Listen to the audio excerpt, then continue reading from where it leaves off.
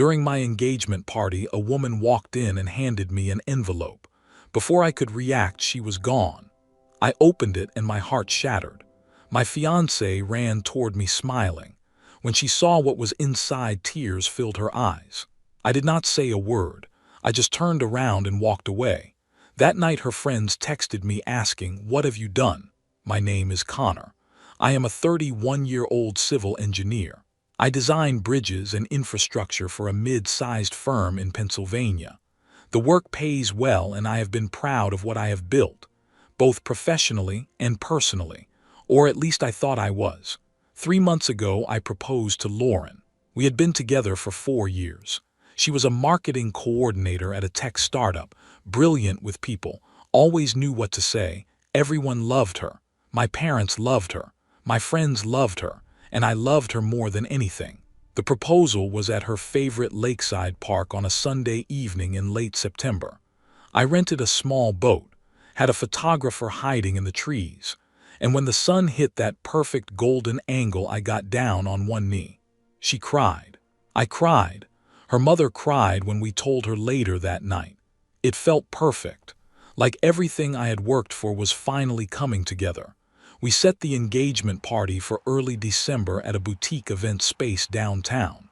Lauren handled most of the planning. She was good at that stuff. Spreadsheets, vendor calls, seating charts. I helped where I could, guest list, catering choices, the bar selection. We invited about 70 people, friends from college, coworkers, family. It was supposed to be the beginning of everything. The party was on a Saturday night.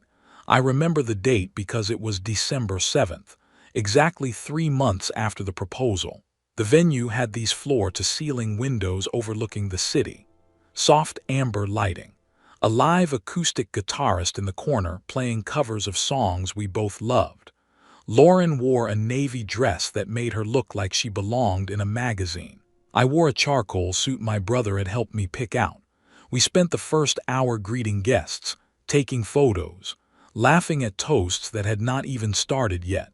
My mom kept pulling me aside to introduce me to distant relatives I had forgotten existed. Lauren's best friend kept making jokes about wedding dress shopping. Everything felt warm. Everything felt right. Around 7:45 p.m., I was standing near the bar talking to my best friend Tyler about a project deadline at work.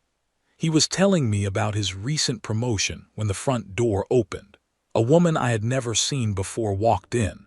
She was maybe late 20s, dark hair pulled back in a tight ponytail, wearing jeans and a black coat. She did not look like she belonged at an engagement party. She looked nervous. Her hands were shaking visibly. She walked straight toward me. Tyler stopped mid-sentence. I watched her approach, confused, trying to place her face. Had we gone to college together? Was she someone as plus one? She stopped about 3 feet away and held out a manila envelope. "Connor?" she asked. Her voice was quiet but steady. "Yeah, you need to see this." Before I could ask who she was or what this was about, she pressed the envelope into my hands and turned around. She was out the door in seconds, moving fast like she was afraid she might change her mind. I stood there holding it. People were starting to notice. Conversations around me faded into a dull murmur. The guitarist was still playing some indie cover in the background. "Who was that?" Tyler asked, leaning in. "No idea." I looked down at the envelope. My name was written on the front in blue ink. Nothing else. No return address. No explanation. I opened it. Inside were printed screenshots, text messages, bank statements, photos, everything neatly organized like someone had built a criminal case file. The first screenshot was a text conversation between Lauren and someone saved in her phone as A. The messages went back months. April, May, June. They were explicit, not just flirty, explicit plans to meet, descriptions of what they had done, what they wanted to do again. Words I had never heard her use with me. I felt my stomach drop. The room seemed to tilt. The second page was a bank statement. Lauren's name at the top. Transactions to a hotel. The Grandview, about 20 minutes outside the city.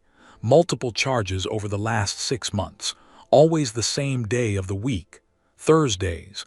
always between noon and 3 p.m. $50, sometimes $70, transactions between June and November. The third page was a photo, Lauren and a man I did not recognize. They were sitting at an outdoor cafe. His hand was covering hers on the table. She was smiling, really smiling, the kind of smile I thought she reserved for me. The timestamp was from 2 weeks ago, the Thursday I thought she was working late on a campaign pitch for a new client. The fourth page was more texts. Recent ones from last week. I cannot wait to see you Thursday. I have been thinking about you all day. Same here. This is getting harder to hide. I know, but we will figure it out. I promise. This is what psychologists call betrayal blindness. When you trust someone so much that your brain actively ignores the red flags waving right in front of your face because the truth is too painful to process. I did not remember breathing. Lauren must have seen my face because she came running over from across the room where she had been talking to her bridesmaids near the dessert table. "Connor, what is it? What is wrong? You look like you have seen a ghost." I did not say anything. I just handed her the papers. She looked down, her face went white, then red, then her eyes filled with tears. She looked up at me, then back at the papers, then at me again. Her mouth opened but no sound came out. "Connor, I held up my hand. I did not want to hear it, not there, not in front of 70 people who came to celebrate us, not in front of my mother, not in front of her father who had given a toast an hour ago about how proud he was to welcome me into the family. I turned and walked toward the door. No explanation, no scene. I just left. I could hear her calling my name behind me, her voice breaking. "Connor, wait, please let me explain." I kept walking.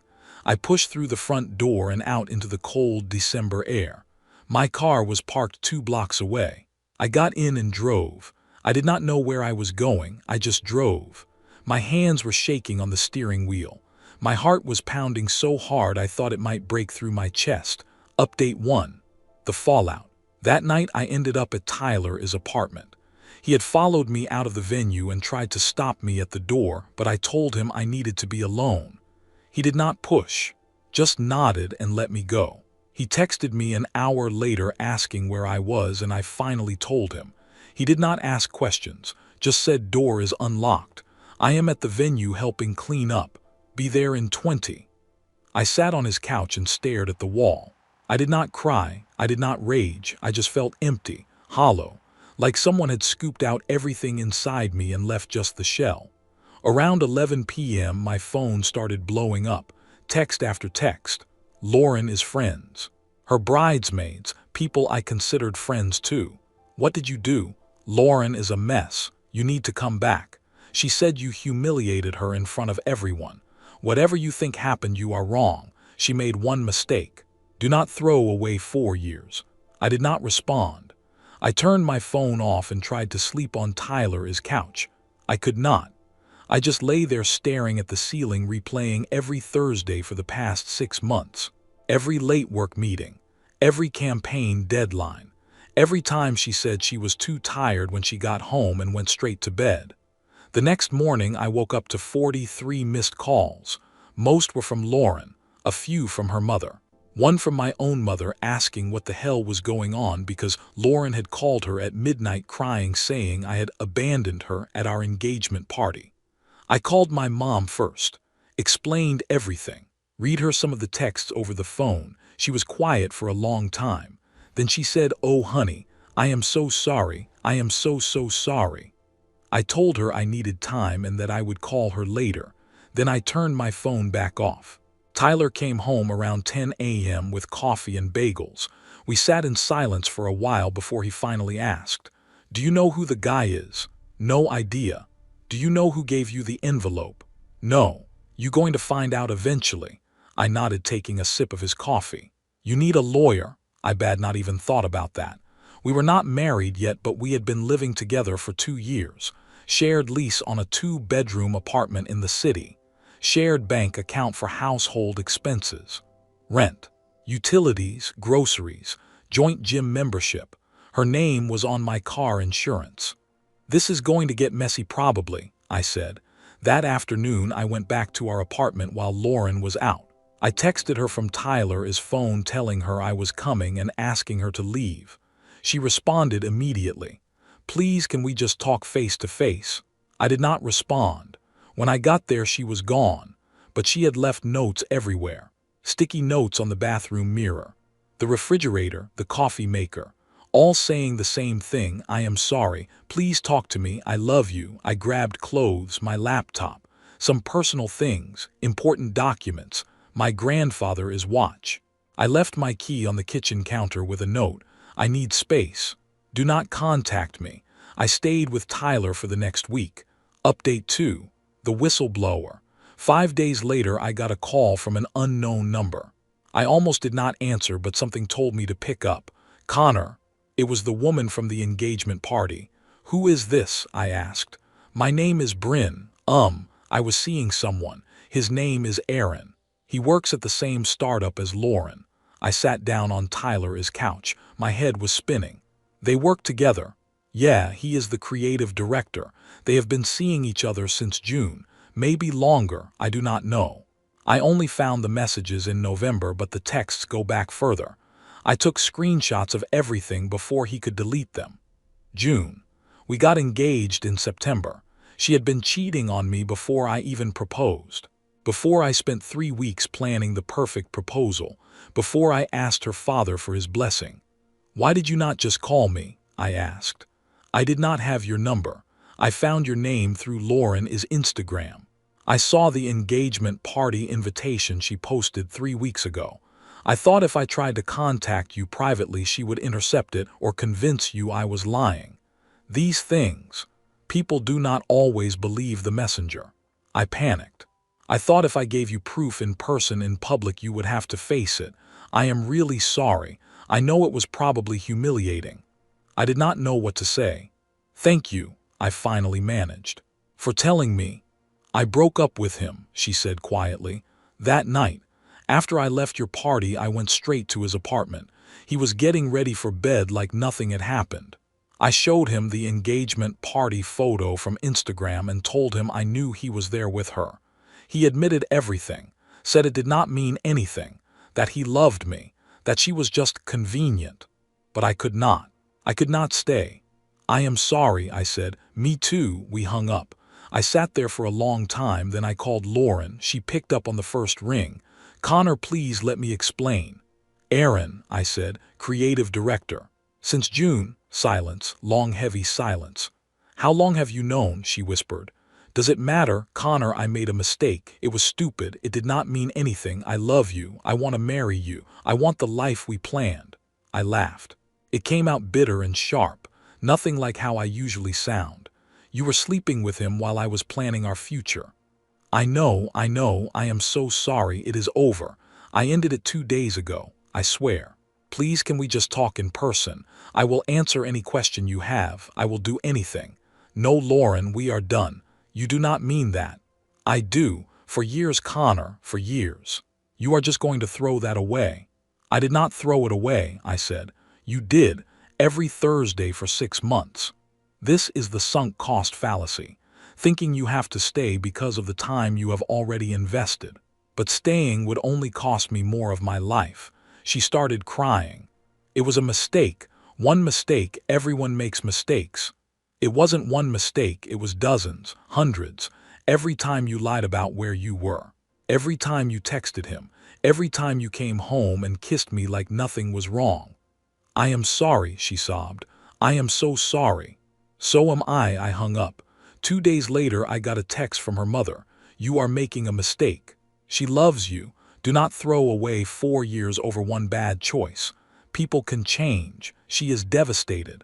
Her father and I raised her better than this, and she knows it. Give her a chance to make it right." I blocked her number.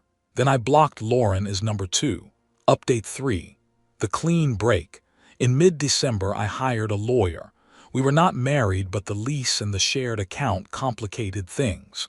My lawyer, a woman in her 50s named Patricia, who came highly recommended, advised me to close the joint account and move my portion to a separate one immediately. I did. Lauren called me 17 times that day from a different number. I did not answer. I blocked that one too.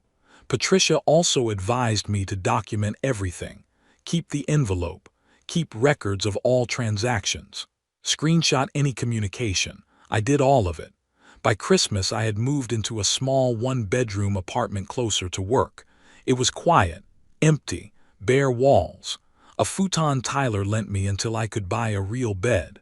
I did not decorate. I did not see the point. My mom offered to come help me set up, but I told her I needed to do it alone. Tyler invited me to spend Christmas with his family, but I declined. I wanted to be alone. I ended up ordering Chinese food and watching old movies on my laptop. It was the loneliest Christmas I had ever had. On New Year's Eve, I was scrolling through my phone when I got a message request on Instagram. It was from Aaron. I know you probably hate me. I just wanted to say I am sorry. What happened between Lauren and me was wrong. I take full responsibility. It started as just friendly conversation at work and became something it shouldn't have. For what it is worth, she really does love you. She talked about you all the time. She made a mistake. We both did. I hope you can find a way to forgive her. She is a good person who did a bad thing. I stared at the message for a long time. Part of me wanted to respond to tell him exactly what I thought of him, but I realized it did not matter. Nothing he could say would change anything. I blocked him. In mid-January, I ran into one of Lauren's bridesmaids, a woman named Kimberly, at a coffee shop near my office. She saw me, hesitated, then walked over. "Hey, Connor." "Hey, how are you?" "Fine." She shifted her weight, clutching her latte. "Look, I know it is not my place, but Lauren is not doing well. She has been really depressed. She barely leaves her apartment. She is seeing a therapist now. She knows she messed up. She is trying to make things right." I took a sip of my coffee. "That is not my problem anymore." "I get it, I do, but she really loved you. She still does. What she did was awful, but people make mistakes. She is human." She had a funny way of showing it. Kimberly looked down at her cup. "I told her not to do it back in July. I saw them at a restaurant together and confronted her. She swore it was just lunch, a work thing. I believed her because I wanted to. I should have said something to you. I am sorry." I did not know what to say to that, so I just nodded. She did not say anything after that, just squeezed my arm gently and walked away. Final update. Moving forward. It has been almost 3 months since the engagement party. Lauren and I haven't spoken since that phone call in December. I heard through mutual friends that she quit her job at the startup in January. Apparently, Aaron was let go a week before that for undisclosed reasons. Rumors say HR got involved after other employees found out about the affair. I do not know if they are still in contact. I do not care. Bryn reached out to me again in late January. We met for coffee at a small cafe downtown. She wanted to apologize again for how she handled things, and I told her she did not need to. If anything, I was grateful. She saved me from making an even bigger mistake, marrying someone who did not respect me. We talked for over an hour. She is doing better now. Moved on. Started therapy too. Dating again, though taking it slow. We are not friends exactly, but we check in on each other every few weeks. It is nice to talk to someone who understands what it feels like to be blindsided by someone you trusted completely. I sold the engagement ring in February. I took it to 3 different jewelers before finding one who gave me a fair price. I lost about 30% of what I paid, but I did not care. I used the money to book a solo trip to Colorado in March. I needed to clear my head, get away from everything, spend some time in the mountains where things feel simpler. The apartment lease ends in April. Lauren agreed to let me buy her out of it. My lawyer handled all the paperwork. We did not have to speak. Patricia said she seemed cooperative, almost relieved to be done with it. I do not know where she is living now. I do not ask. I am still angry sometimes. Not the explosive kind of anger where you want to scream or break things. Just the quiet, simmering kind that sits in your chest and makes it hard to trust people. But I am working on it. Seeing a therapist of my own now, a guy named Dr. Harrison who specializes in betrayal trauma. Trying to rebuild. trying to figure out who I am outside of the relationship I thought I was building. My mom asks me sometimes if I think I will ever date again.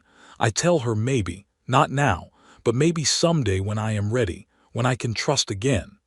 People keep asking me if I think I will ever forgive her. Honestly, I do not know. Maybe one day. Not for her but for me. So I can let go of the anger. But right now I am focused on moving forward. On figuring out who Connor is when he is not planning a wedding or building a life with someone who did not value him the way he valued her. I do not regret walking away. I regret not seeing it sooner. I regret ignoring the small signs. The way she would turn her phone face down when I entered the room. The new perfume she started wearing in July. The gym membership she suddenly renewed after letting it lapse for a year. But I guess that is the thing about betrayal. It is always clearer in hindsight. Tyler tells me I am doing better, that I smile more now than I did in December. Maybe he is right. I am starting to feel like myself again, or maybe a different version of myself.